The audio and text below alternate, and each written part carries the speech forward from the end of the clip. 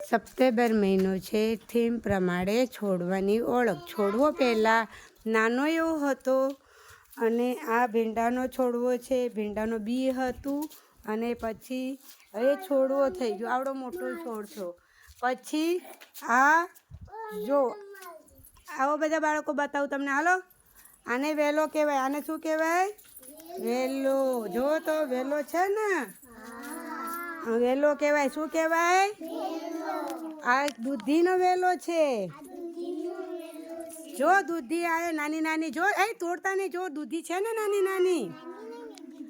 તો પછી ચલો, અને સરગવાનું ઝાડ પણ છે. નાનું એવું છે પણ સરગવાનું ઝાડ છે. જો બેટા, ચલો ચલો. હા, હવે જો બધા કેવો નાના નાના છોડ છે.